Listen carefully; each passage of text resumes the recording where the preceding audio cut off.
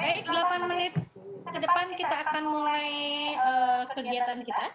Assalamualaikum warahmatullahi wabarakatuh. Waalaikumsalam. Nahmaduhu wa nasta'inuhu wa nastaghfiruhu wa na'udzu billahi min syururi anfusina wa min sayyiati a'malina man yahdihillahu fala mudilla lahu wa man yudlil fala hadiya lahu. La ilaha illallah wa asyhadu anna Muhammadan abduhu wa rasuluh. Allahumma shalli wa sallim ala Muhammad wa ala alihi wa sahbihi. Abad, yang terhormat Bapak Ibu, para peserta seminar sains dan teknologi dengan judul Desain Virtual Mobile Observatory Pembelajaran Kreatif. Terima kasih dan ucapan terima kasih yang sebesar-besarnya kepada admin IGI Pusat yang telah menyediakan kami link untuk promosi Takalar.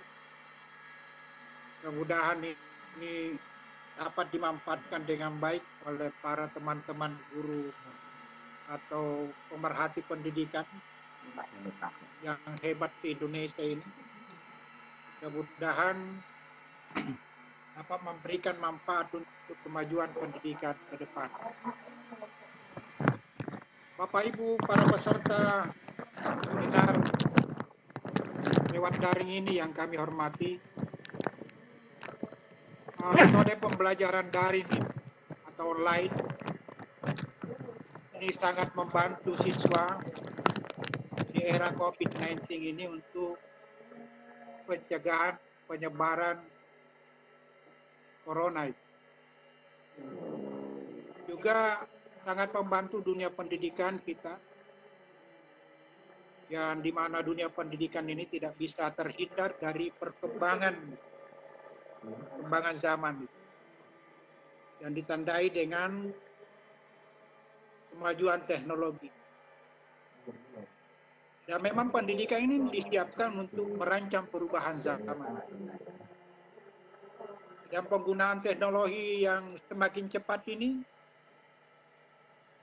maka dunia pendidikan dituntut untuk bisa memanfaatkan teknologi dalam pelaksanaan pembelajaran, baik di era COVID seperti sekarang ini, maupun di era keluar dari COVID nanti, insya Allah.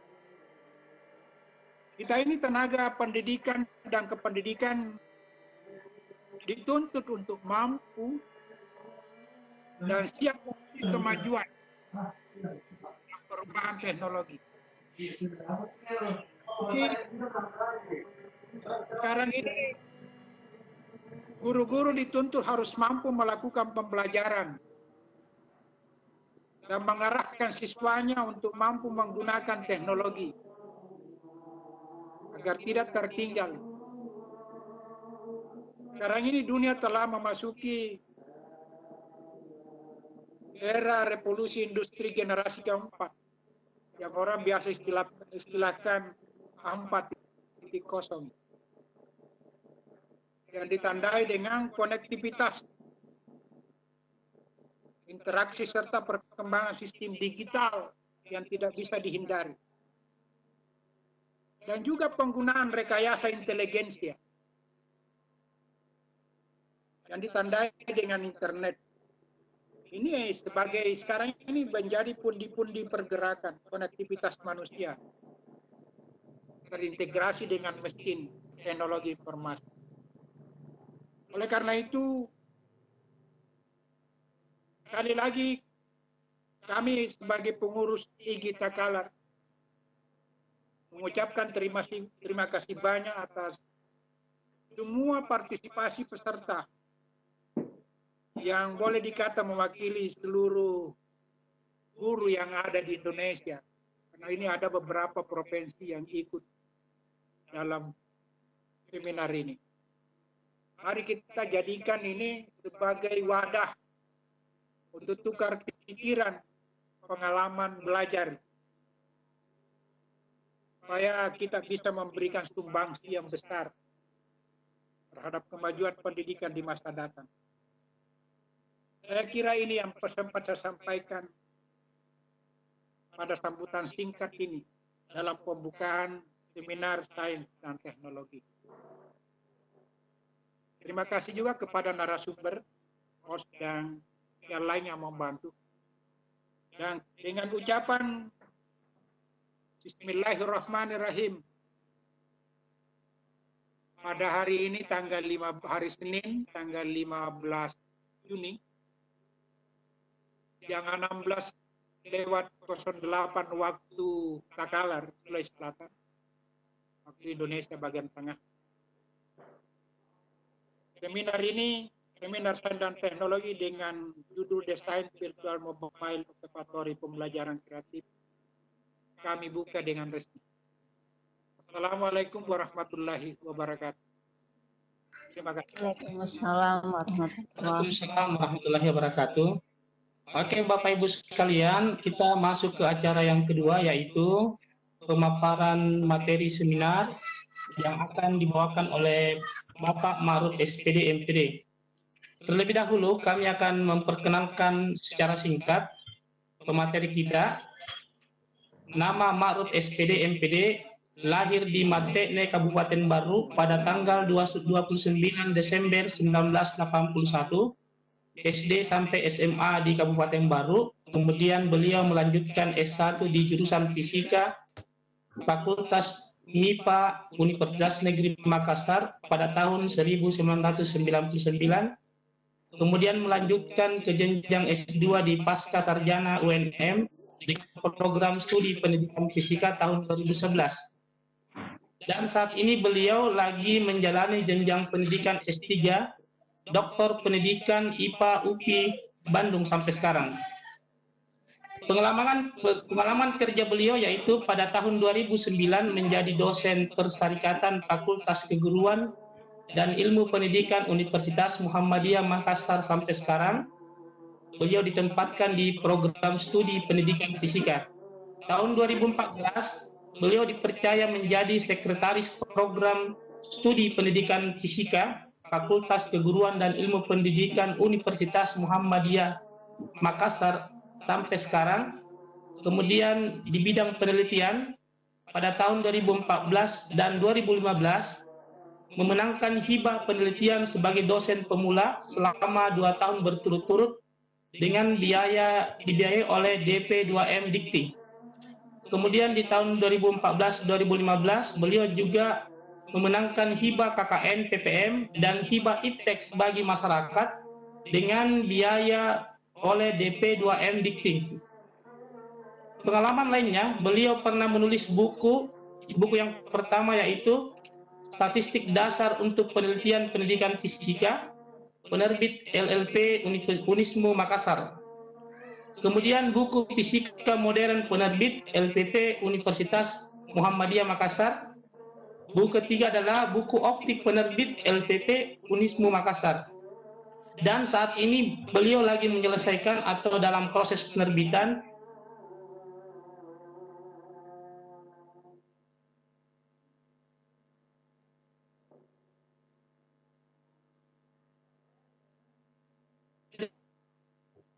nasional, yaitu sebagai review di Journal of Teaching and Learning Physics atau JOTALV UIN Sunan Gunung Jati Bandung. Yang kedua, sebagai review di Jurnal Pendidikan Fisika Universitas Muhammadiyah Makassar, dan sebagai editor di Jurnal Kasuari Physics Education Journal KVEJ Universitas Negeri Papua. Demikian biodata singkat beliau. Untuk selanjutnya kami serahkan kepada Bapak pemateri untuk membawakan materinya. Kepada Bapak Ma'ruf SPD MPD kami persilakan dengan hormat. Waktu dan tempat kami silakan. Baik, terima kasih. Assalamualaikum warahmatullahi wabarakatuh. Waalaikumsalam.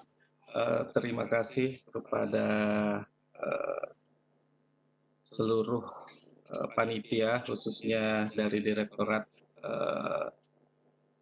Kementerian Kemendikbud atau kemudian perwakilan dari IGI, khususnya IGI dari Takalar, dan secara umum kepada IGI atas kepercayaan dan partisipasi untuk bisa sharing dengan berbagai ilmu pengetahuan dan pengalaman yang pernah saya alami. Insya Allah mudah-mudahan apa yang kita diskusikan dan kita bahas hari ini bermanfaat untuk kita semua, terutama dalam konsep peningkatan kualitas sumber daya manusia untuk pendidikan secara umum. Baik, dari perkenalan tadi, saya kira itu sudah jelas tentang profil saya. Sambil menunggu untuk share materinya, saya ingin menyampaikan di awal bahwa konsep yang akan kita coba bangun hari ini itu tidak lepas dari bagaimana perkembangan dan tuntutan teknologi untuk pendidikan kita, khususnya di Indonesia. Baik, saya kira pertama saya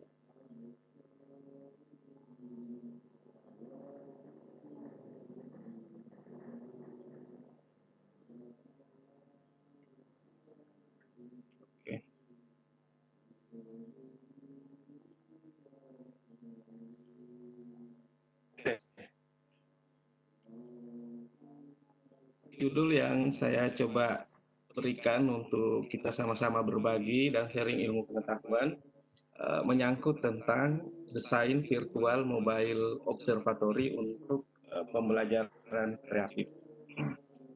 Bapak Ibu, para peserta seminar yang saya hormati dan saya banggakan. Jadi walaupun di latar belakang saya basicnya adalah pendidikan fisika, namun kali ini kita akan coba berbagi terkait tentang bagaimana pemanfaatan teknologi informasi khususnya virtual learning untuk berbagai pembelajaran, tidak terkecuali hanya untuk fisika atau sains. Sehingga nanti apa yang bisa kita adopsi dari konsep ini bisa kita terapkan dalam kehidupan kita, khususnya sebagai guru di lapangan. Baik, yang pertama adalah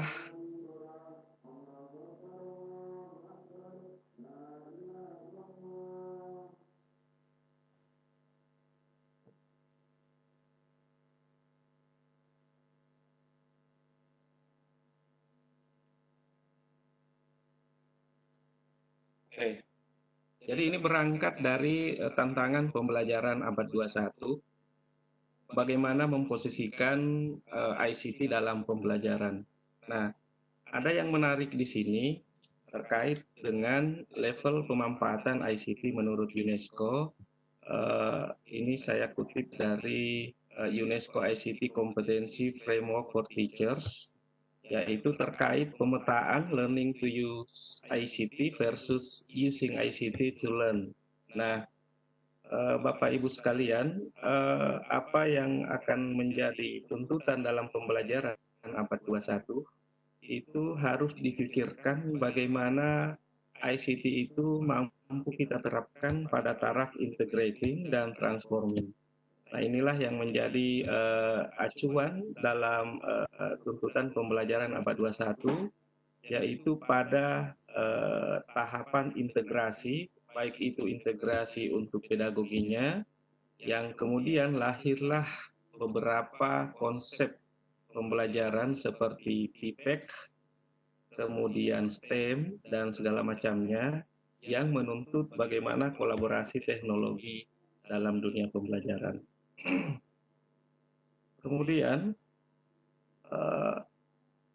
jadi ada dua konsep di dalamnya. Yang pertama adalah bagaimana belajar melalui TIK yang kita kenal dengan ICT as tools. Jadi belajar dengan ICT atau ICT is a tool, atau belajar dengan TIK atau ICT as a object. Jadi ada dua konsep ini yang berbeda sama sekali. Kalau belajar tentang TIK atau ICT as Object itu masih tahapannya dari emerging sampai applying. Nanti untuk bagaimana memposisikan ICT sebagai tools, maka itu bisa pindah pada tahapan integrating dan transforming. Nah, inilah yang membedakan bagaimana menggunakan ICT dalam pembelajaran. Nah, kita mencoba bagaimana menerapkan untuk mengintegrasikan dan transforming ini dalam kegiatan kita di sekolah. Dan ini juga sangat berperan ketika kondisi sekarang pada pembelajaran yang masuk pada ranah pandemi COVID-19 ini. Jadi pandemi COVID-19 ini itu salah satu yang menjadi acuan atau ujung tombak dalam pembelajaran adalah bagaimana memanfaatkan ICT, yaitu belajar melalui TIK, ICT as tool, dan ICT as medium.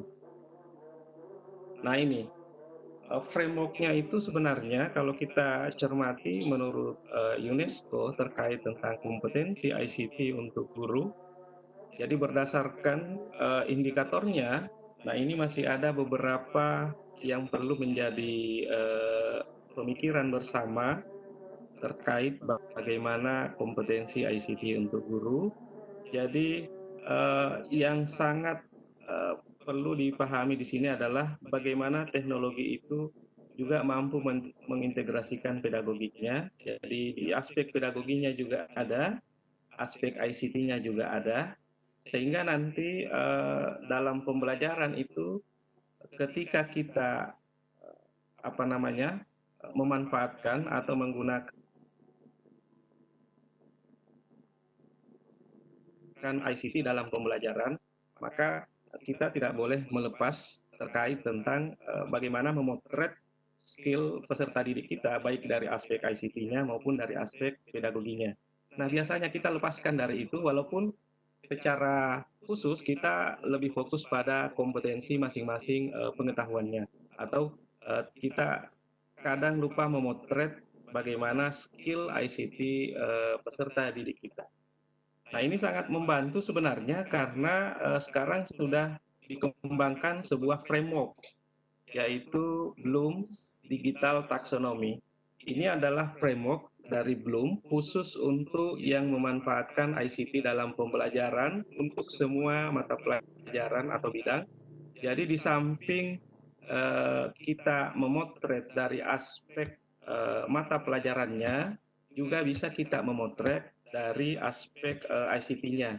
Dan ini tahapannya ini Bloom membuatkan tahapan khusus. Jadi mulai dari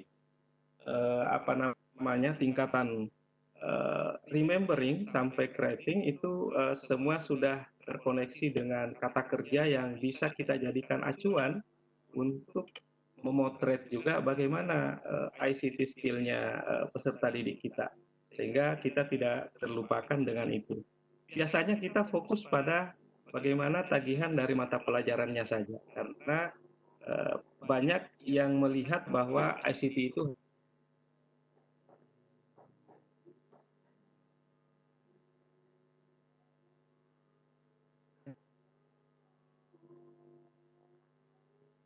apa yang dilakukan oleh peserta didik itu juga bisa kita hargai dan bisa kita berikan penghargaan yang tinggi ketika mereka berusaha dengan keras. Nah, bisa kita amati di sini, misalnya mungkin selama ini seperti di pembelajaran di masa pandemik, sebenarnya di tingkatan evaluasi itu tagihannya ada yang bentuk blog commenting, reviewing, posting, ya macam-macam. Inilah semua kata kerja yang bisa menjadi acuan kita untuk memotret bagaimana ICT skill-nya peserta didik terkait sesuai dengan tingkatan yang kita butuhkan dalam mata pelajaran itu. Inilah integrasi teknologi dalam pembelajaran di setiap bidang studi atau pelajaran. Saya lanjutkan. Nah, virtual mobile observatory ini sebenarnya ada dua aspek yang menjadi acuan untuk bisa dibahas bersama, yaitu VL versus VO, Virtual Labs atau Virtual Eksperimen. Ini sudah sesuatu yang selalu mungkin sudah sering kita dapatkan, khususnya yang basic IPA atau fisika dan lain-lainnya. Kemudian Virtual Observatory. Nah, VL dan VO ini itu sebenarnya punya keunggulan masing-masing. Nah, di virtual lab ini itu berdasarkan apa yang saya analisis terkait tentang virtual laboratorium atau virtual eksperimen, kelemahan yang paling utama adalah dia terkotakkan pada alat dan bahan serta aktivitas pembelajaran yang ada di dalam aplikasi itu, sistem itu. Jadi tidak terangkum semua jenis topik yang bisa kita lakukan. Lalu kemudian alat dan bahannya itu sudah paten di dalamnya, itu tidak bisa kita ganti, sehingga inovasi dan kreativitas mungkin batasannya itu berada pada kategori sedang. Ya. Kemudian berkembanglah virtual observatory. Jadi virtual observatory ini itu dikembangkan awalnya adalah ketika proses observatorium atau pengamatan ini didasari dari konsep pengamatan benda jauh seperti pengamatan bintang atau ilmu pengetahuan bumi dan antariksa yang membutuhkan laboratorium observatori yang sangat besar dan membutuhkan teknologi yang cukup besar, lalu kemudian dibuatkan virtual observatorinya. Nah, sebenarnya virtual observatory ini bagaimana memanfaatkan kegiatan observatorium atau kegiatan pengamatan. Itu kegiatan pengamatannya ini kebanyakan digunakan di lapangan, bisa di luar kelas, bisa juga di dalam kelas. Lalu kemudian dikembangkanlah menjadi virtual mobile observatory, yaitu menggunakan alat ukurnya, kebanyakan alat ukurnya itu bisa diadopsi dalam virtual di dalam Android atau mobile phone itu, atau smartphone-nya. Nah, perbedaan yang sangat mendasar antara virtual labs dan virtual mobile observatory ini, itu untuk virtual mobile observatory sebenarnya peristiwa atau aktivitas yang digunakan itu adalah penggabungan antara virtual dan real, virtual observatory dan real observatory. Jadi bisa aktivitasnya itu sebenarnya tergabung di dalam satu aktivitas yang dinamakan dengan virtual mobile observatory. Kenapa? Karena peserta didik itu akan melakukan observatorium atau melakukan pengamatan secara real, tetapi alat yang dia gunakan itu adalah bentuknya virtual yang tertanam dalam mobile phone atau smartphone yang kita miliki. Nah, virtual mobile observatory ini itu bisa didesain dalam bentuk multi aplikasi. Jadi bisa menggabungkan dalam berbagai aplikasi. Ini banyak digunakan pada Bapak Ibu yang sudah mendalami STEM. Jadi dia bisa memasukkan aplikasi matematisnya nanti, aplikasi teknologinya, aplikasi fisikanya dan sebagainya dalam bentuk satu kegiatan besar yang tetap acuannya adalah mobile observatory. Jadi saya akan coba membahas beberapa contoh ilustrasi multi aplikasi yang biasa digunakan di dalam virtual mobile observatory ini. Nah, dasarnya adalah smartphone itu sudah tertanam sensor di dalamnya. Ada sensor yang standar, secara umum smartphone ini bisa ada di dalamnya, seperti accelerometer, digital kompas, giroskop, illuminate sensor, kemudian sensor light sensor dan sebagainya.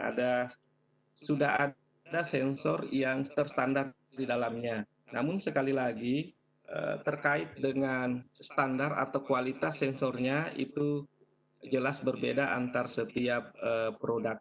Ya, jadi itu bisa nanti menjadi acuan. Tapi sensornya itu ada yang terstandar, sudah ada di dalam smartphone itu, hanya tingkatan kualitasnya yang berbeda-beda. Ada yang memang kualitasnya itu sangat tinggi, ada yang sedang, dan ada yang rendah. Jadi spesifik sebenarnya itulah yang dimanfaatkan untuk dijadikan virtual mobile observatory. Dari beberapa sensor itu bisa menjadi alat ukur yang bisa kita gunakan dalam praktikum, dalam pengamatan baik di lapangan maupun di dalam kelas. Tapi kebanyakan digunakan di lapangan. Sehingga virtual mobile observatory ini banyak yang merancang untuk menjadi proyek bagi peserta didik di rumah yang desainnya itu berbentuk kegiatan pengamatan baik dalam bentuk kelompok kecil maupun dalam bentuk kelompok besar. Ini bisa dilakukan untuk masa pandemik seperti sekarang ini. Jadi peserta didik itu bisa bereksperimen, bisa melakukan pengamatan di rumahnya dengan menggunakan virtual mobile observatory. Nah, kita lihat satu-satu dulu untuk beberapa yang bisa saya jadikan referensi. Yang pertama adalah accelerometer sensor. Jadi ini yang paling sering digunakan, termasuk secara pribadi.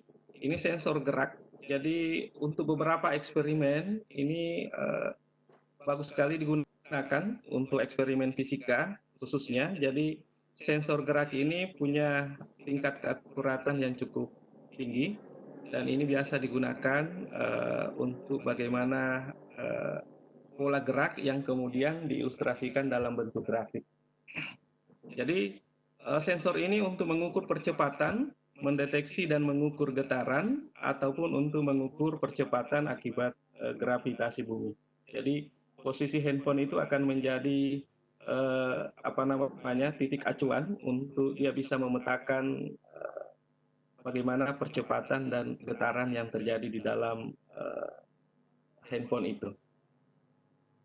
Berikutnya adalah giroskop sensor. Nah, giroskop sensor ini juga ada di dalam smartphone kita. Itu perangkat untuk mengukur atau mempertahankan orientasi dengan prinsip ketepatan momentum sudut. Jadi prinsip kerjanya itu seperti roda yang berputar dengan piringan di dalamnya yang tetap stabil. Jadi ada perbedaan gerak antara giroskop dengan akselerometer. Jadi kalau giroskop itu dia tidak dipengaruhi oleh gravitasi. Berikutnya adalah ambient light sensor, atau biasa ini yang paling sering kita gunakan, dan sebenarnya ini juga bisa kita manfaatkan untuk mendesain praktikum dalam pembelajaran sains atau pembelajaran IPA. Jadi alat ini untuk mengatur kecerahan layar, dan sensor ini bisa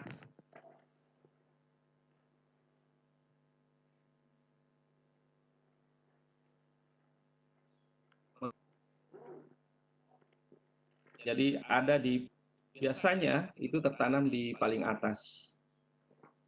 Kemudian proximity sensor ini adalah sensor yang digunakan pada saat percakapan atau melakukan panggilan. Jadi proximity ini sudah ada semua di smartphone. Jadi dia bisa mendeteksi bagaimana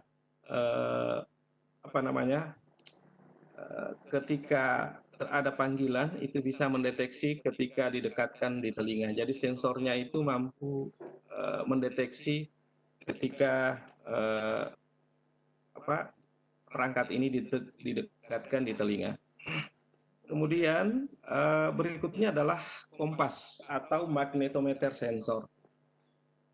Jadi yang biasa kita pakai untuk mendeteksi bagaimana mengukur magnetisasi atau bahan magnet, atau mengukur kekuatan arah medan magnet pada titik dalam ruang, biasanya aplikasi-aplikasi yang yang mengacu pada alat kompas itu menggunakan sensor ini. Nah, nanti kita akan coba lihat bagaimana aplikasi yang lain yang memanfaatkan sensor ini dalam pembelajaran. Jadi intinya adalah apa yang ada di dalam smartphone kita, sensor-sensor itu bisa kita manfaatkan untuk menjadi alat dalam pembelajaran, sehingga alat ukur ini bisa kita manfaatkan untuk mendesain aktivitas pembelajaran, khususnya aktivitas pengamatan praktikum atau pengamatan laboratorium. Nah, bagaimana virtual mobile observatory itu didesain? Jadi ini jadi dalam mobile smartphone itu bisa kita mengilustrasikan salah satu aplikasi yang bisa kita gunakan untuk mendesain virtual mobile observatory. Jadi misalnya planetarium ini itu digunakan untuk pembelajaran luar angkasa atau pembelajaran astronomi. Itu posisinya adalah memotret benda di langit, lalu kemudian secara sistem dia akan menangkap dan mengidentifikasi bagaimana proses apa yang dilakukan, dan kemudian identitas-identitas apa yang bisa ditangkap dari kamera itu. Namun ini biasanya digunakan untuk pembelajaran ilmu antariksa atau IBBA. Kita lihat contohnya. Nah, di fisika, salah satu virtual mobile observatory, dan ini juga saya sering gunakan, itu adalah PPOX, Physical Phone Experiment. Jadi di PPOX ini itu memanfaatkan handphone sebagai salah satu alat yang bisa kita gunakan dalam pengamatan praktikum atau pembelajaran. Jadi PPOX ini itu nanti akan memberikan tawaran dalam aplikasinya, kita mau menggunakan sensor apa. Jadi kalau misalnya praktikumnya kita mau menggunakan sensor cahaya, maka kita pilih light. Nah, nanti dia akan menggunakan handphone kita itu sebagai alat dan memanfaatkan sensor cahayanya untuk bisa melakukan pengukuran dan pengamatan terkait tentang eksperimen yang akan kita rancang. Jadi di sini banyak terkait sensornya. Kemudian di PPOX ini itu akan langsung terdeteksi bagaimana hasil rekaman sensor dalam bentuk grafik yang kemudian bisa kita ekspor dalam bentuk file, sehingga pengamatannya ini bisa kita tindak lanjuti untuk menjadi untuk bisa dianalisis lebih lanjut. Jadi sensornya ini banyak yang bisa kita gunakan, magnetic file juga sudah bisa, ya ini banyak yang gunakan, terutama yang sering saya gunakan itu adalah untuk yang menggunakan sensor gerak, yang bandul di atas, kemudian cahaya, giroskop, magnetic file, itu bisa semua, dan akustiknya di bawah ini macam-macam. Ini Bapak Ibu, khususnya yang fisika atau IPA, ini bisa kita manfaatkan. Dan acuannya adalah alat yang digunakan adalah smartphone. Nah, ini bagusnya karena dia memadukan antara virtual eksperimen dan real eksperimen. Kenapa? Karena alat dan bahan yang lain tetap kita desain dalam bentuk alat dan bahan real eksperimen. Misalnya menggunakan tali, menggunakan magnet, menggunakan alat besi dan segala macamnya. Namun alat ukurnya nanti akan digunakan adalah berbantuan smartphone. Jadi itu yang dimaksud dengan virtual mobile observatory. Ini untuk kajian fisika. Nah, ini saya coba ilustrasikan satu desain virtual mobile observatory yang menggunakan sensor gerak. Mudah-mudahan bisa,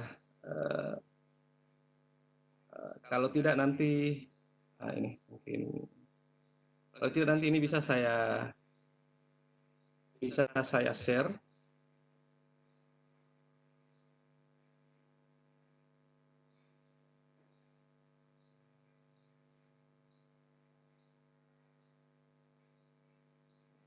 Nah, untuk VPOX ini saya kira untuk pelatihan untuk Bapak Ibu yang basicnya FISIP atau IPA, ini sudah banyak dilakukan kegiatan pelatihan. Untuk di Jogja itu pernah dilakukan, kemudian untuk beberapa pelatihan-pelatihan yang lain. Kemudian kita pindah ke pembelajaran berikutnya yang juga memanfaatkan sensor yang sama.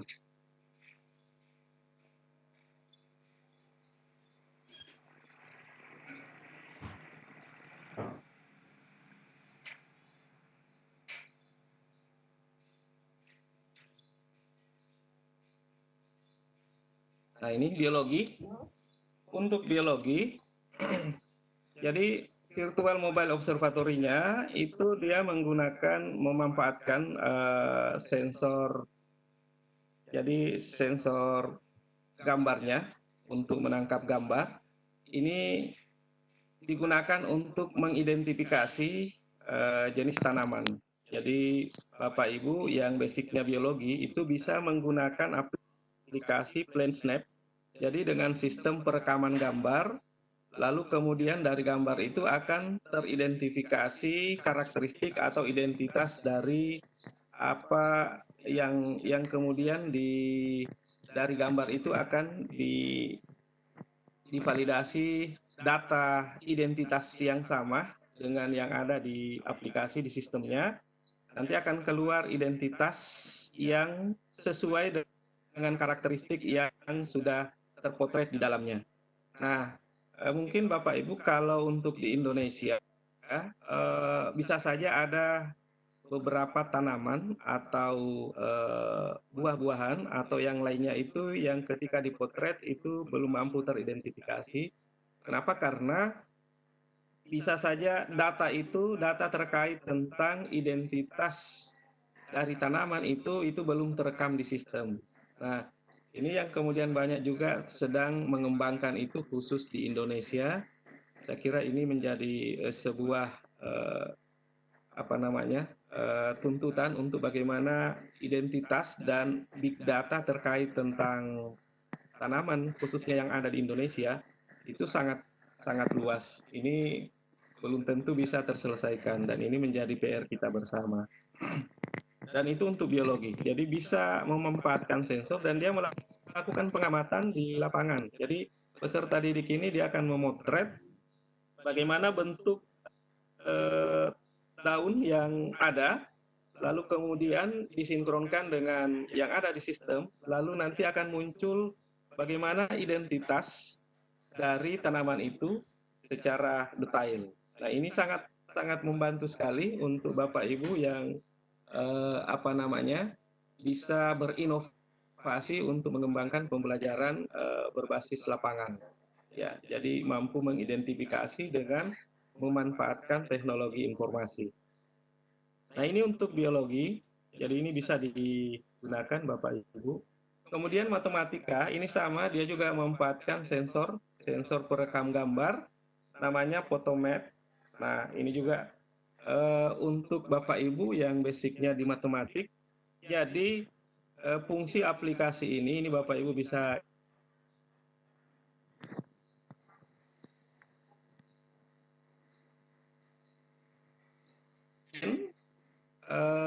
berbagai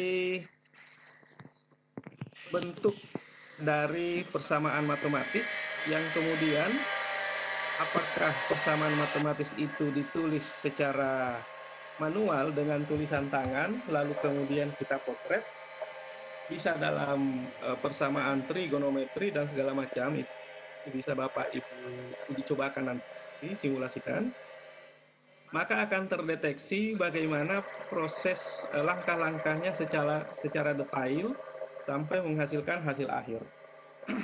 Jadi Photomat ini banyak digunakan untuk membantu siswa maupun guru ketika ada permasalahan persamaan matematis yang kemudian itu butuh pemikiran lebih lanjut. Ini bisa membantu sekali, namun perlu juga menjadi perhatian karena ini juga memiliki dampak positif dan negatif. Misalnya untuk siswa ini bisa menjadi pembelajaran yang sifatnya instan, tidak berpikir lagi. Jadi bagaimanalah kreativitas dan inovasi dari kita bersama guru untuk memodifikasi pembelajaran sehingga aktivitas positifnya tetap didapat dan meminimalir bagaimana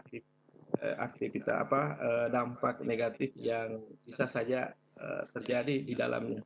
Jadi Photomat ini luar biasa sekali manfaatnya. Jadi Bapak Ibu bisa memotret saja dari tulisan tangan Bapak Ibu. Yang penting angkanya sangat jelas, membedakan antara setiap angka yang bisa terdeteksi oleh sistem.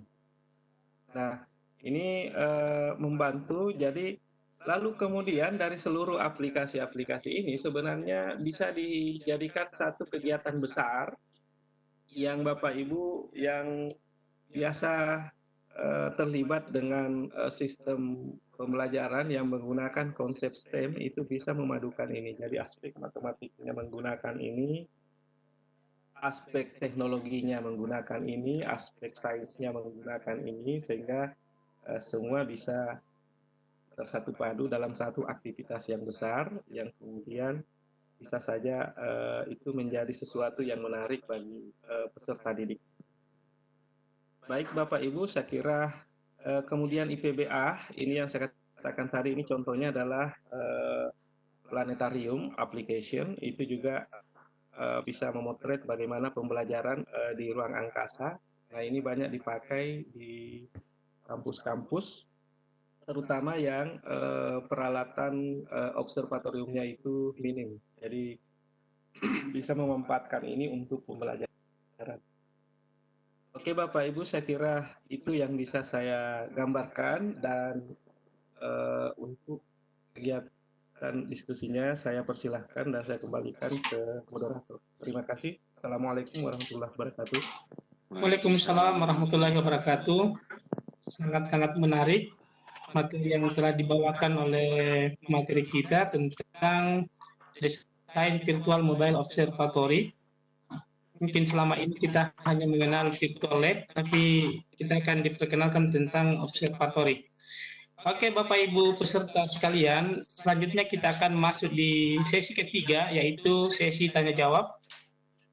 Bagi yang ingin bertanya silahkan raise hand atau menuliskan di chat room.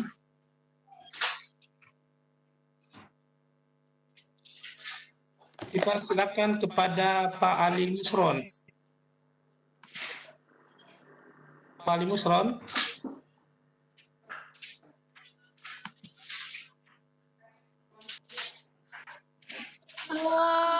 Di ruang chat aja dulu Pak, karena ini dinyalain nggak? Oh ya, oke. Di ruang chat dulu aja ya. Iya, oke, sip. Oke, Pak Maruf, ini ada yang bertanya dari Ibu Indra Novita Yuliana. Iya. Selain Photomat, Ya. apakah ada aplikasi lain yang bisa digunakan Pak? Oke, untuk matematik ya? Yang matematik ya. Oke, atau ditampung dulu atau gimana langsung? Langsung Pak, langsung. Oh langsung, oke. Baik. Nah untuk matematik saya hanya mengambil salah satu aplikasi untuk matematik. Jadi sebenarnya banyak yang karena di matematik sendiri itu juga pengembangan terkait tentang mobile observatory ini sangat pengembangannya sangat besar.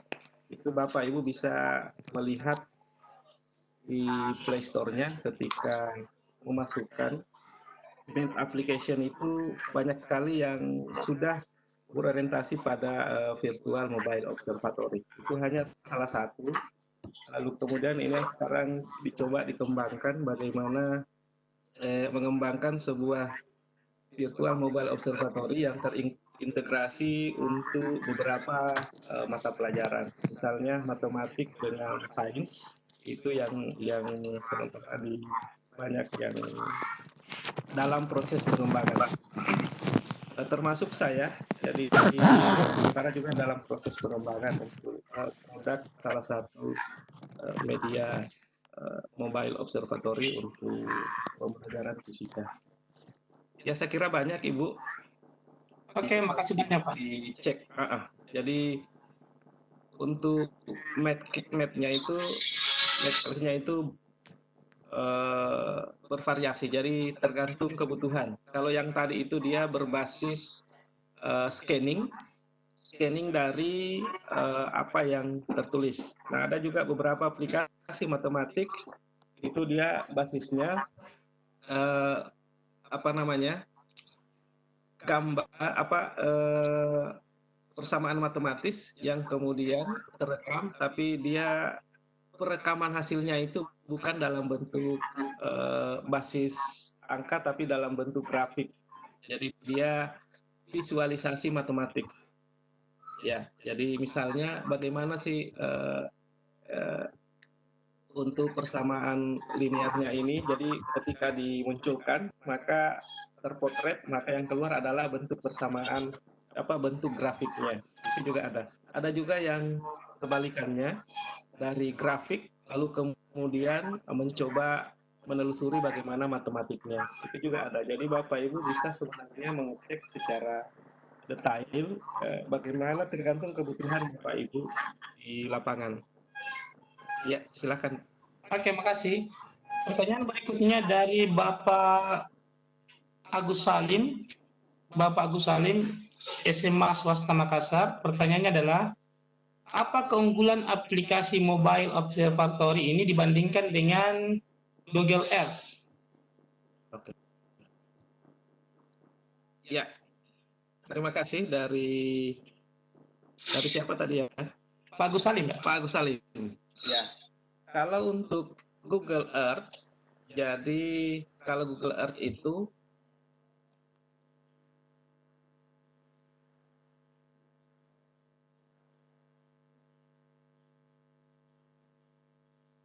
virtual mobile observatory. Jadi misalnya seperti sebenarnya saya mau ilustrasikan di video tadi.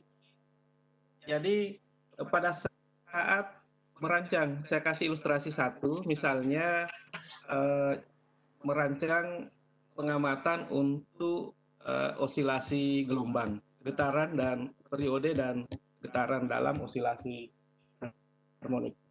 Jadi dengan menggunakan aplikasi Pipox ada dua, dan ini sebenarnya adalah sudah menjadi inovasi, ada yang memperbaharui.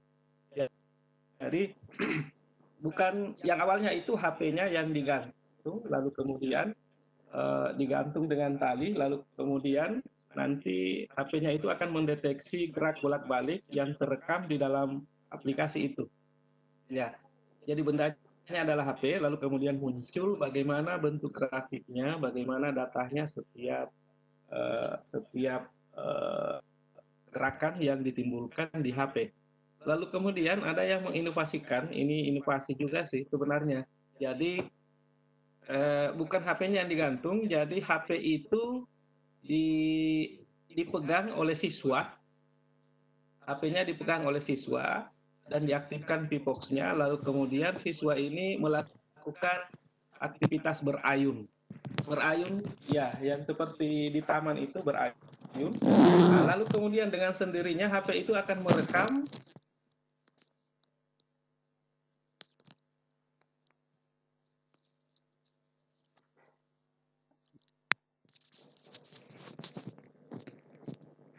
Nah itu, jadi kalau Google Earth, dia terpaku pada layar di dalam aplikasi, jadi tidak ada koneksi dari real praktikumnya Google Earth. Nah kalau untuk virtual mobile observatory itu harus ada koneksi dengan real eksperimennya.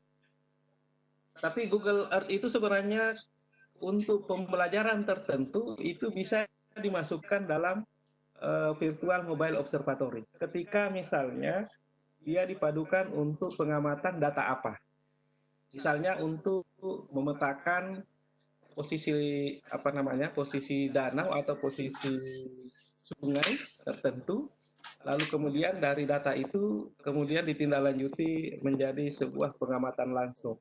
Itu bisa. Jadi tergantung sebenarnya bagaimana kita mendesain. Ya, saya kira itu Pak bisa dikembangkan untuk virtual mobile observatory Google Earth itu. Ya. Oke, makasih banyak Pak. Pertanyaan berikutnya dari Ibu Dewi Aprianti. Pertanyaannya adalah apakah semua aplikasi ini bisa digunakan untuk semua tipe HP, Pak? Nah, Atau ada spek tertentu ya? iya. Jadi di HP sebenarnya ada sensor yang seluruh HP ada.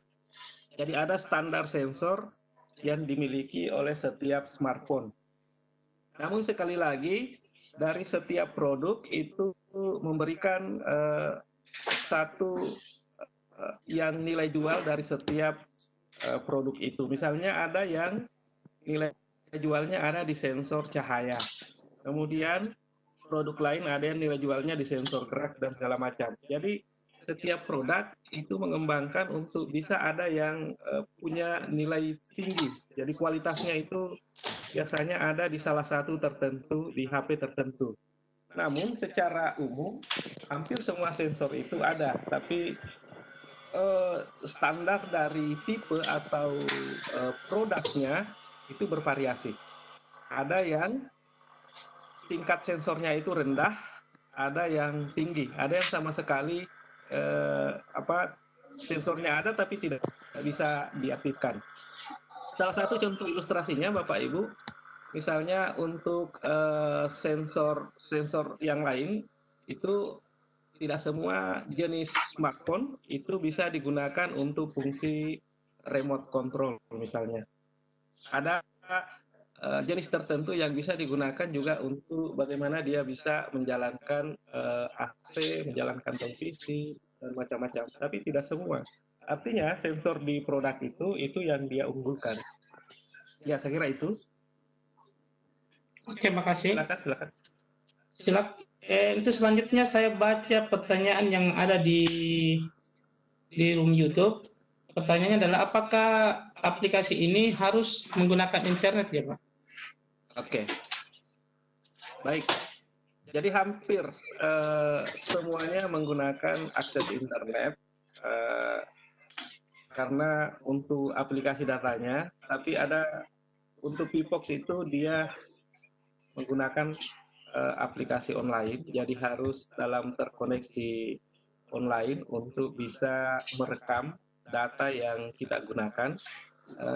Tapi kalau untuk scanning seperti yang di biologi, mungkin sudah ada beberapa aplikasi yang desainnya itu adalah aplikasi online, aplikasi offline. Jadi ketika sudah terinstall, itu bisa kita gunakan untuk merekam data. Tapi untuk analisisnya biasanya harus diaktifkan dalam bentuk online.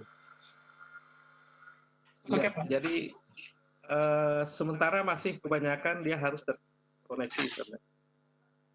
Oke, pertanyaan berikutnya ini mewakili teman-teman di mata pelajaran lain. Apakah mobile observatory ini hanya berlaku di 3 mata pelajaran ataukah ada sensor lainnya Pak untuk mata lain? Oke. Seperti IPS atau yang lainnya? Ya, oke. Jadi untuk pengembangan ke mata pelajaran yang lain yang di luar dari IPA dan matematika itu saya belum terlalu melihat dari, mungkin ada yang seperti itu tapi konsepnya saya belum temukan. Misalnya di bahasa itu sudah ada dikembangkan, jadi dia memanfaatkan sensor scanningnya untuk mendeteksi bahasa yang baku. Jadi kalimat itu bisa dipotret, lalu kemudian dia akan terdeteksi posisi kalimatnya, apakah kalimat itu sudah baku atau tidak, apakah sudah sesuai dengan standar atau tidak. Ya, itu untuk bahasa. Jadi sudah ada rancangan mirip-mirip yang digunakan di matematik dan biologi. Jadi sistem scanning, kalimat yang di-scan, lalu kemudian nanti akan terdeteksi apa yang tidak sesuai dengan standar kebakuannya, nanti akan terdeteksi dengan menggunakan kode dari hasil scanning itu. Tapi kalau untuk IPS saya belum tahu apakah sudah ada pengembangannya, tapi saya kira hampir semua mata pelajaran sudah mengembangkan ke arah situ. Tapi yang banyak digunakan memang di IPA dan matematik dan lain-lain. Oke Pak, pertanyaan berikutnya dari Ibu Ati Julmiati. Apakah untuk penggunaan sensor atau aplikasi ini ada kelemahan ya Pak? Atau kendala-kendala yang sering didapati pada saat menggunakan metode ini? Iya. Baik, saya kira ada hampir semua aplikasi punya kelebihan dan kekurangan.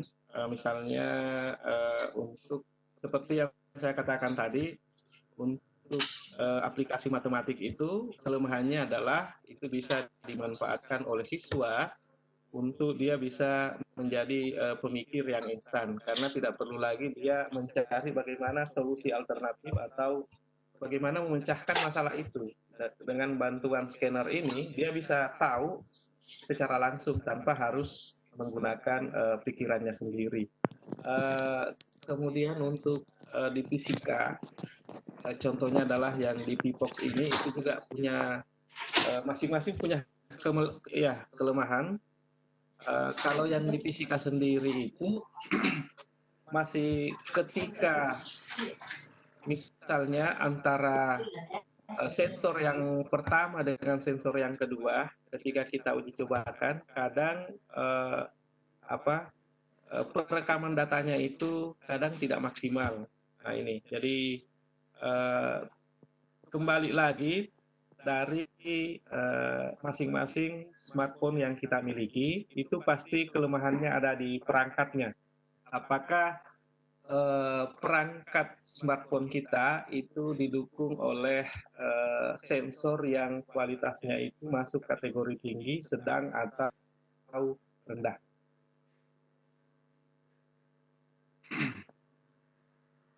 Ya, silakan.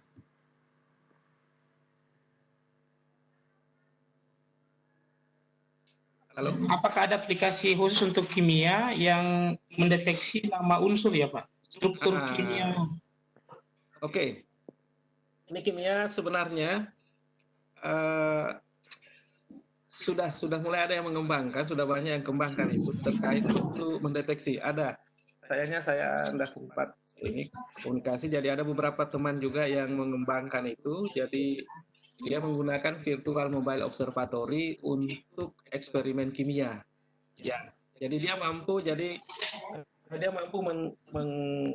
mendeteksi dengan scanner dari sampel yang diberikan itu terdeteksi sekian kandungan zatnya dan segala macam. Dan itu dari aplikasi smartphone ada. Jadi hampir semua sudah dikembangkan. Tinggal bagaimana nanti kita memanfaatkan aplikasi itu dengan baik. Oke.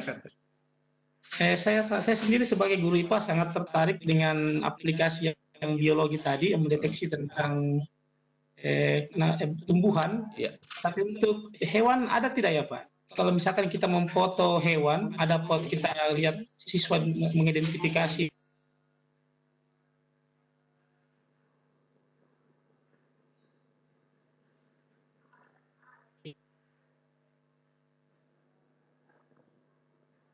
Memang itu adalah mengidentifikasi tanaman. Kenapa? Karena data tentang tanaman itu sangat besar. Misalnya saja untuk rumpun wilayah Indonesia bagian tengah, bagian barat, bagian timur itu punya kekhasan masing-masing. Nah ini yang membuat sebenarnya, dan ini sangat menarik sebenarnya kalau kita gunakan untuk pembelajaran lapangan ya, file untuk pembelajaran lapangan. Jadi bisa mengeksplor jenis tanaman dan tumbuhan untuk pembelajaran biologi. Nah untuk hewan mungkin saya belum bisa memastikan apakah ada, karena yang saya dapat, yang bisa saya bicarakan di sini terkait tentang tanaman. Tapi tidak menutup kemungkinan pengembangan identitas hewan itu juga pasti akan dikembangkan, walaupun kalau misalnya belum sekarang itu pasti ada yang kembangkan. Tapi dari tingkat apa namanya, untuk tingkat identifikasinya memang sangat membutuhkan di tingkat identifikasi tanaman ini.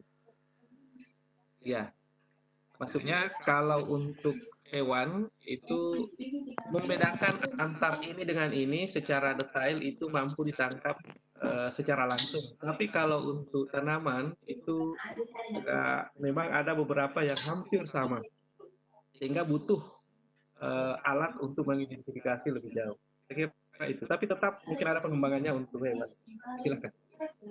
Oke, yang selanjutnya Pak yang kami ingin tanyakan yaitu untuk virtual observatory ini kan ceritanya selama ini kita mengenal namanya virtual lab, kemudian kita sering praktek di laboratorium, kemudian misalkan pada saat-saat bagaimana Pak yang cocoknya kita gunakan observatory ini? Apakah misalkan memang lebih baik dari virtual atau pada kondisi tertentu kita menggunakan metode ini? Ya. Oke, jadi untuk penggunaan desain virtual mobile observatory sebenarnya lebih ke pada saat praktikum itu memang dilakukan di luar, misalnya harus dilakukan di luar kelas, misalnya dia harus pengamatan, lalu kemudian tidak ditemukan alat belum mendapatkan alat yang khusus sesuai dengan perangkat laboratoriumnya, maka digunakanlah virtual mobile ini. Nah, virtual mobile ini itu keunggulannya adalah tetap melakukan real praktikum, tapi menggunakan alat bantu virtualnya ada di alat ukurnya, yaitu sensor yang tertanam di dalam smartphone. Jadi ibaratnya ini adalah melakukan praktikum nyata, tetapi proses pengukuran, alat ukur dan proses pengukurannya itu menggunakan virtual. Ya, jadi selama kalau batasannya itu sebenarnya ketika masih bisa dilakukan real praktikum, sebenarnya itu lebih baik digunakan real praktikum. Tapi kalau untuk memberikan inovasi, kemudian aktivitas pembelajaran yang berbeda, maka ini bisa menjadi alternatif bagi kita untuk mengembangkan virtual mobile observatory ini. Ya, saya kira itu. Oh, berarti di masa pandemi COVID-19 pembelajaran di rumah ini sangat cocok ya Pak? Itu misalkan siswa di rumah masing-masing, betul. Diberikan tugas mengidentifikasi tanaman, dia tinggal memotret dan mengidentifikasinya. Luar biasa ya. Itu bisa juga dilaporkan dalam bentuk video pembelajaran dari hasil observatorinya. Bagaimana dia dari awal sampai mengolah data itu bisa dijabarkan dalam bentuk video sebagai tagihan proyek. Jadi banyak yang bisa digunakan untuk pembelajaran di rumah. Jadi ini sebenarnya orientasinya adalah pembelajaran di rumah. Jadi merancang aktivitas pembelajaran yang muatannya itu adalah pembelajaran eksperimen untuk pengamatan tertentu, baik itu sains, matematika maupun ilmu-ilmu yang lain yang orientasinya itu difasilitasi dengan alat dan bahan yang ada di dalam smartphone kita. Ya. Oke, luar biasa. Betul. Luar biasa. Ya. Jadi di sini mungkin tergantung kreativitas kita di masa pandemi guru-guru untuk merancang atau menggunakan fasilitas mobile observatory ini sebagai media kreatif bagi siswa, karena memang kita sebagai guru ini harus pandai-pandai mencari berbagai macam strategi. Mungkin waktu belajar di rumah lama ini adalah salah satu yang bisa membuat siswa menjadi kreatif dan siswa menjadi lebih, karena bisa mencoba sendiri, menemukan sendiri. Itu biasa Pak. Iya. Oke, Ibu Teh Umi, Hadir. gimana yang di resen bisa nggak? Udah aku nyalain. Oke, silakan diarahkan yang di resen siapa ya? Pak Ali siapa? Pak Ali ya. Iya, silakan Pak Ali. Halo Pak Ali. Iya, Silakan Bapak. iya terima kasih. Tapi iya itu yang untuk matematika. Iya Pak, silahkan. Iya, yang untuk matematika biasanya kan kalau fotomet itu kan digunakan anak-anak untuk saat ulangan gitu. Benar. Apakah ada untuk yang aplikasi untuk menjelaskan materi begitu, seperti menjelaskan kita grafik trikono atau yang lain begitu, yang nggak hanya untuk seperti fotomet gitu loh. Jadi untuk menjelaskan materi saja, biar nanti kita mengarahkan anak bukan ke fotometnya gitu. Terima kasih. Oke. Tertangkap pertanyaannya Pak? Ya, bisa. Oke, baik. Saya coba memberikan dari apa yang ditanyakan tadi. Jadi itu adalah yang fotomet tadi adalah salah satu contoh sebenarnya penggunaan sensor scanning yang ada di aplikasi smartphone itu yang bisa dijadikan sebagai salah satu alat untuk pengamatan dalam pembelajaran. Namun ya seperti yang Bapak tadi informasikan bahwa ini kebanyakan digunakan untuk bagaimana menyelesaikan soal-soal matematis pada saat ujian dan segala macam. Nah, kalau untuk penjelasan secara detail bagaimana misalnya menjelaskan untuk trigonometri dan segala macam, sebenarnya aplikasi matematik itu sudah banyak variasinya sebenarnya. Malah sekarang kalau matematik itu lebih banyak dikembangkan penjelasan muatan materinya itu ada yang berorientasi pada games, ada yang berorientasi macam-macam. Jadi menjelaskan materinya itu dia melalui game dan segala macam. Kemudian ya saya kira banyak Pak untuk terkait untuk materinya itu sudah banyak Pak, misalnya Math-Theory itu khusus, tetapi kalau untuk aplikasi yang arahnya ke penjelasan itu mirip-mirip dengan digital book. Ya, jadi lebih banyak seperti Android book saja. Jadi dia lebih menampilkan apa yang ada di buku.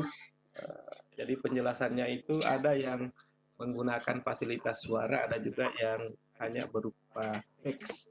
Untuk variasinya itu sementara banyak yang dikembangkan ke games Pak, untuk membantu bagaimana menjelaskan atau mengkomunikasikan materinya itu dalam bentuk permainan. Ya Pak. Jadi bisa misalnya salah satu contohnya adalah Math Games, itu ada untuk penjelasan teori matematik dalam bentuk permainan. Kemudian ya. Silakan Pak, silakan. Itu dan kita aja.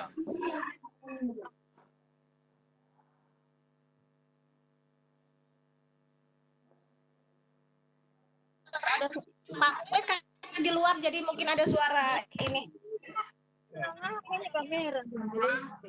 Baik, sekarang kita masih ke sesi tanya jawab berikutnya. Ini ada Samsul Rijal. Silakan Pak Samsul. Halo Pak Samsul.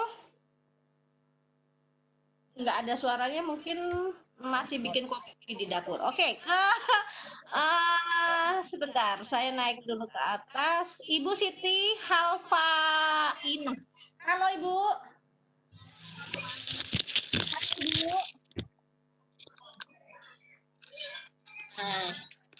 Suaranya. Pak Muhlis. Halo Pak Muhlis. Ya. Ini yang resen beberapa orang saya panggil nggak. Indo mungkin di pertanyaan chat lagi saja. Saya lihat pertanyaannya yang berulang aja ini. Oh, berulang. Berarti ini resen aja ya. Sekarang saya panggil yang Alen. Halo.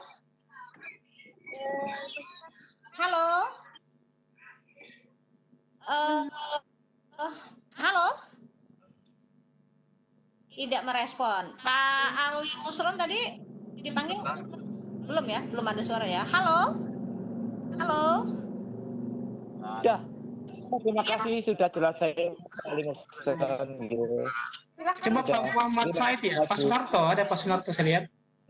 Ini nggak jadi nanyanya. Oke. Pak siapa? Pak Sunarto ya? Ada Pak Sunarto. Sebentar. Ada juga Sumarni.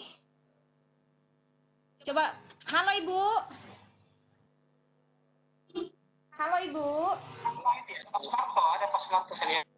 Bapak Ibu kalau tidak bertanya, raise hand-nya jangan dipencet ya. Jadi ketika dipanggil tidak merespon.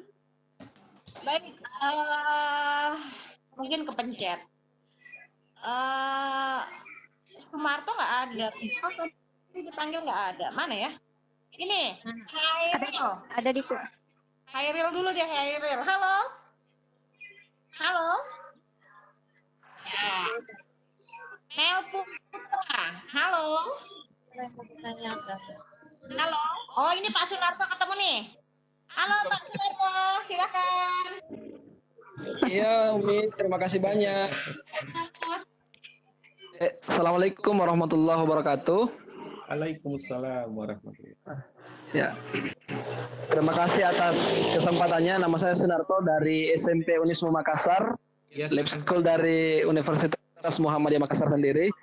Baik Pak, ingin bertanya mengenai aplikasi PlanSnap yang tadi ditampilkan, itu memang erat kaitannya dengan tumbuhan, khusus untuk tumbuhan sesuai dengan namanya plants atau yang ingin saya tanyakan, apakah ada batasan materi tertentu yang menjadi objek dalam pengamatan yang bisa digunakan untuk aplikasi khusus? Artinya misalnya PlanSnap apakah hanya khusus untuk tumbuhan tertentu ataukah semuanya? Seperti juga dengan materi-materi yang lain yang berkaitan dengan objek pengamatan. Terima kasih, Pak. Ya. Ya. Baik Pak, terima kasih. Saya Pak Sunarto. Jadi ini biologi terkait dengan PlanSnap. Jadi sebenarnya inti dari batasan materi yang akan kita gunakan untuk memilih salah satu aplikasi tertentu. Jadi sebenarnya batasan materinya itu kita melihat dari kebutuhan data apa yang ingin kita gunakan dalam materi itu. Jadi misalnya untuk PlanSnap itu outputnya adalah terkait tentang karakteristik dan identitas tanaman-tanaman yang potret. Namun mungkin kelemahan dari aplikasi ini itu ada beberapa bentuk atau tanaman yang mungkin mirip, namun secara spesifik sebenarnya berbeda. Namun karena big datanya itu kebanyakan dari luar, sehingga tanaman itu bisa saja teridentifikasi dengan karakteristik dan ciri khas yang ada di sistem itu.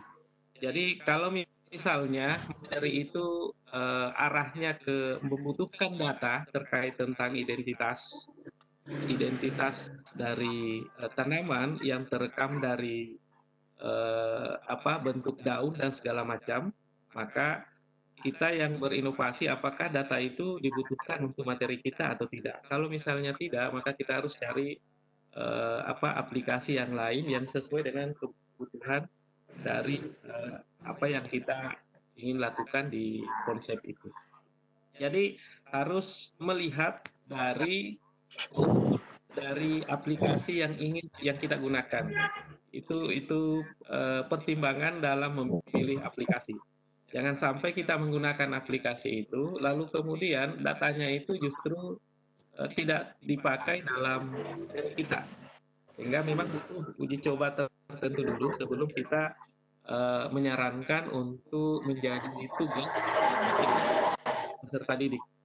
Ya, jadi tidak bisa kita langsung, oh ini khusus semua tanaman. Misalnya di tanaman itu justru dia memotret bagaimana struktur tanaman bagian dalamnya. Misalnya dari dalam akar, dalam ini bentuk apa susunannya seperti apa. Nah itu tidak ada di Snap.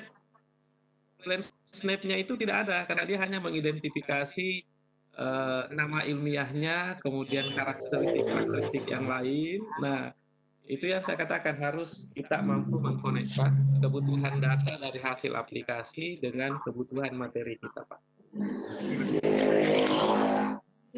Gambarkan. Oke, selanjutnya Pak Ibu Teh Umi, Pak Rusdianto. Rusdianto ke atas ya? Ke atas ke bawah? Bawah. Bawah. Bentar. Huruf. Urut sih soalnya. Oh ini nih. Ya, silakan. Baik, terima kasih. Ya, silakan Pak. Ya, terima kasih Pak pemateri. Kebetulan saya juga guru IPA sama dengan Pak Mufis. Background saya di biologi dan saya kira saya sangat tertarik dengan materi seminar kita sore ini. Saya fokus ke pertanyaan Pak Sunarto juga tadi. Kalau plan Snap itu berarti bayangan saya Pak itu memang sangat tergantung dari big data yang ada pada aplikasi itu ya. Karena bisa jadi memang apakah kebutuhan kita yang kita ingin dapatkan kalau kita yang gunakan misalnya tadi itu kan menarik sekali ya diantarkan oleh Pak Mufis bahwa aplikasi-aplikasi ini menarik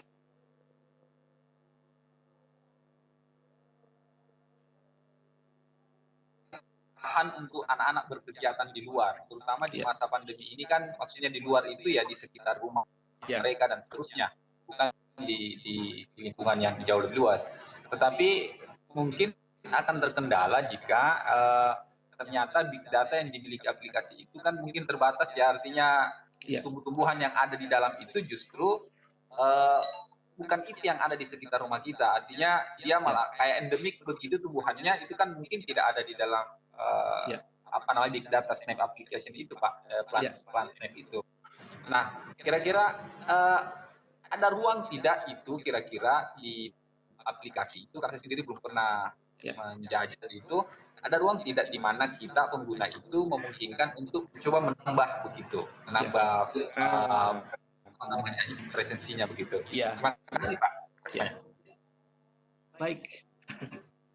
Terima kasih Pak Rusdianto. Ini menarik sebenarnya dari saran dan pertanyaan dari Pak Rusdianto. Jadi hampir semua aplikasi itu terkait apalagi kalau menggunakan big data itu kelemahannya itu tidak mampu menampung semua perwakilan data, khususnya aplikasi yang berasal dari luar Indonesia. Karena secara langsung datanya itu akan terakumulasi di luar. Namun perlu saya berikan informasi sedikit Pak Rusdianto bahwa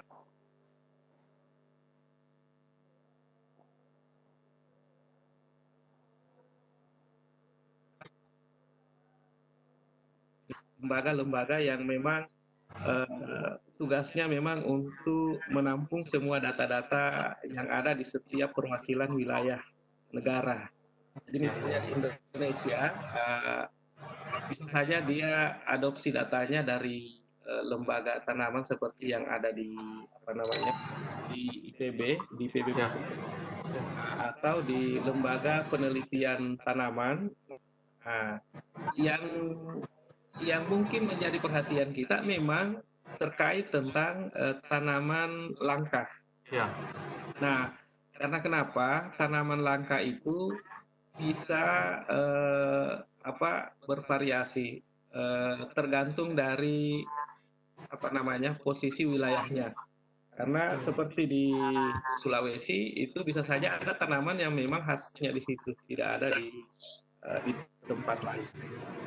Ini yang mungkin menjadi perhatian bahwa ada beberapa aplikasi yang mengizinkan penggunanya untuk mengimpor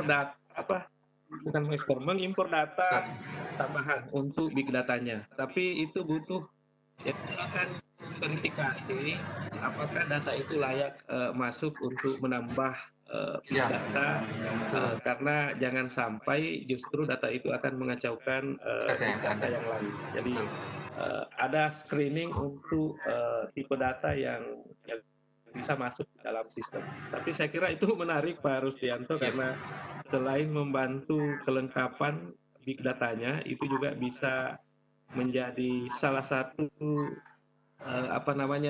kontribusi kita untuk wilayah kita sendiri untuk memasukkan tanaman-tanaman yang ada di wilayah daerah kita. Betul. Dan ada beberapa teman yang sudah mengembangkan khusus untuk tanaman langka, Pak. Ya, mungkin kalau misalnya sudah mulai bisa diuji coba, itu bisa nanti di-share ke teman-teman. Baik, insyaallah. Khusus untuk big data di Indonesia. Ya. Ya, terima kasih Pak. Sama-sama Pak, terima kasih. Baik, siapa lagi Pak Mukli? Ibu Anita Handayani. Kemana? Ke atas, ke bawah? Di bawahnya Rusdianto. Nggak urut ini. Oh. Udah. Ibu Anita. Tunggu, sabar. Hah? Nggak jadi ya? Oke. Ke Herdiansyah.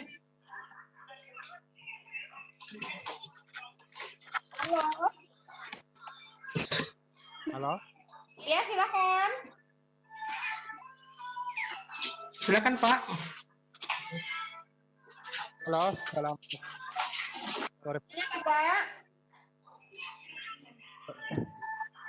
Saya dari mata pelajaran IPA, walaupun pengembangannya IPA dan apa istilahnya matematika dan IPA, tetapi ada mata pelajaran IPS sendiri itu khususnya mata pelajaran geografi yang menyangkut tentang kebumian. Betul. Kebumian. Nah, pertanyaan itu yang ingin kami tanyakan itu, apakah bisa di aplikasi tersebut itu, di aplikasi kebumian itu bisa kita langsung, artinya pada saat misalnya anak-anak mau menjelaskan bahwa ini awan misalnya kirinya seperti ini, bisakah kita langsung lihat di aplikasi tersebut itu aja Pak, pertanyaannya simpel saja. Artinya di aplikasi kebumian itu apakah anak-anak bisa langsung akses langsung, artinya apa yang dia ingin tanyakan bisa muncul di situ. Terima kasih Pak. Oh iya. Terima kasih Pak atas pertanyaannya. Nah, ini menarik sebenarnya karena IPS itu untuk salah satu bidangnya adalah geografi yang lebih banyak memotret tentang kebumian. Nah, yang saya jadikan salah satu aplikasi tadi dalam seminar ini terkait tentang Virtual Mobile Observatory untuk ilmu kebumian, itu tadi contohnya adalah planetarium, tapi itu lebih banyak bukan untuk kebumian sebenarnya, dia astronomi Pak. Jadi memotret perbintangan, lalu kemudian itu akan sama tadi karena dia mengacu di big data. Jadi ketika memotret salah satu benda langit, maka langsung akan teridentifikasi karakteristik dari benda itu, jenisnya apa, seperti apa. Jadi seperti orang yang memotret sesuatu lalu kemudian dia tidak tahu aplikasi itu yang memberikan penjelasan. Kamu sedang memotret ini namanya ini segala macam, posisinya di sini, dia paling dekat dengan ini, jadi ada identitas tersendiri. Nah, kalau untuk ilmu kebumian, misalnya tentang awan ataukah memotret tentang batuan. Nah, itu ada aplikasinya khusus Pak, tapi saya lupa namanya. Jadi dia menggunakan GPS sebenarnya. Jadi dia mirip dengan Google Earth, tapi dia memotret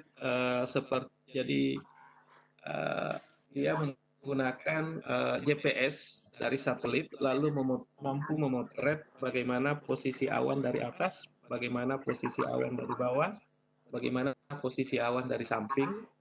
Itu ada aplikasinya Pak. Jadi siswa kita itu dia bisa mengamati dengan baik bagaimana pola awan ketika dilihat dari atas, kemudian ketika dilihat dari samping, lalu kemudian dilihat dari bawah. Ya, karena dia menggunakan desain 3 dimensi, jadi bisa dilihat dari posisi mana saja. Nah itu menarik Pak, seperti juga batuan. Itu bisa memotret dengan menggunakan GPS bantuan satelit untuk kalau tidak salah ada istilah apa ya namanya kalau foto kalau dari saya lupa namanya Pak itu. Kalau mengambil data dari atas, ya memotret data misalnya penginderaan ya, jauh. Penginderaan jauh. Betul, Indraja, betul. Nah, itu menggunakan satelit dan memfasilitasi aplikasi Android juga sudah ada. Tapi dia sebatas untuk pembelajaran, jadi lebih ke simulasi sebenarnya. Jadi belum detail secara utuh. Ya, saya kira itu Pak menarik untuk IPS bisa dikembangkan untuk inovasi pembelajarannya dengan menggunakan mobile observatory. Masih bisa satu ya Pak? Ya, silakan. Bisa. Teh Umi satu lagi? Ya, silakan. Siapa? Pilih saja Teh, banyak sekali yang raise hand ini. Titi ya, Ibu Titi. Silakan. Bu Titi. Tidak bersuara. Saya ke Safrijal Hajar aja. Silakan. Halo. Halo. Ya, silakan Bapak. Baik, Assalamualaikum warahmatullahi wabarakatuh. Waalaikumsalam warahmatullahi wabarakatuh. Atas kesempatan yang diberikan. Sejak tadi ya tangan baru dapat kesempatan. Ini Pak, materi yang kita bicarakan hari ini mengenai pembelajaran yang kreatif sangat manfaat sekali sebagai guru saya matematika. Jadi tanya bagi saya Pak, aplikasi Photomat tadi saya. Jadi dengan cara memotret soalnya saja maka akan diperoleh hasilnya. Nah, saya masih bingung nih Pak, bagaimana supaya pembelajaran itu kreatif. Kalau betul Pak. Itu ya, jadi kalau ini nampaknya kan anak-anak semakin di-VPN kan dalam itu kira-kira Pak intinya gitu. Mohon penjelasannya Pak. Ya, terima kasih Pak. Awalnya juga saya punya pemikiran yang sama Pak, karena saya melihat salah satu kelemahan dari aplikasi Photomat ini memang peserta didik itu atau siswa kita itu dia tidak lagi bisa memunculkan bagaimana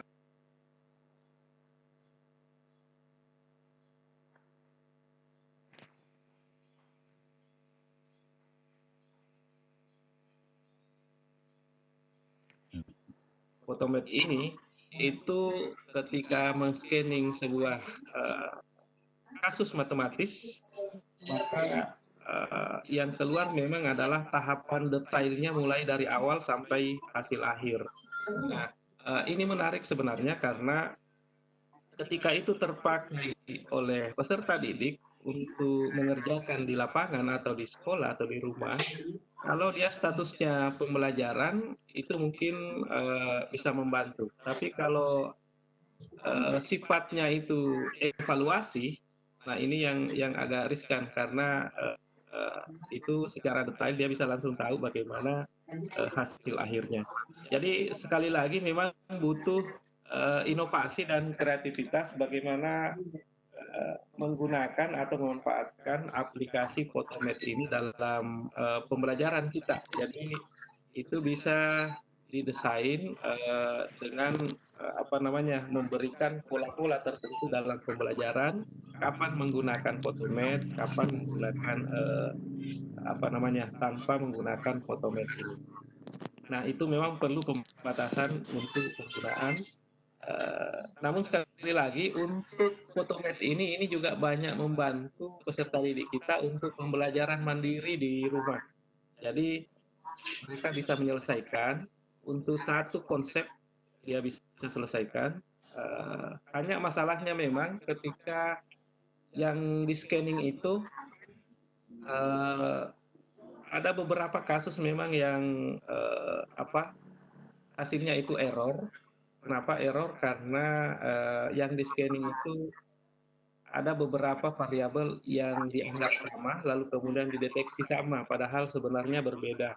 Nah, itu jadi bisa saja ada sesuatu yang tidak sama dengan nilai yang sebenarnya. Karena scanning yang dipotret dari hasil sistem itu ternyata berbeda dengan kasus matematis yang dituliskan. Ini kasusnya misalnya antara nomor 1 dengan L misalnya. Jadi pada saat penulisan itu juga penting. Antara A dengan O itu dia bisa mendeteksi sama kalau tulisannya itu mirip. Ya. Saya kira itu, Pak.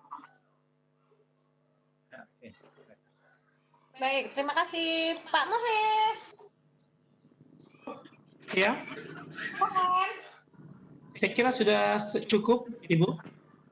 Jadi Bapak Ibu sekalian, sebelum masuk di sesi penutup, perlu kami sampaikan bahwa jangan lupa mengisi link absen karena link absen akan kita tutup setelah pikon berakhir. Kemudian ada link yang kami sudah bagikan, link sertifikat, link rekap daftar hadir, itu dapat diakses 3 jam dari sekarang ya, karena butuh proses. Demikian Ibu T. Umi. Baik. Baik. Saya ambil alih ya. Iya.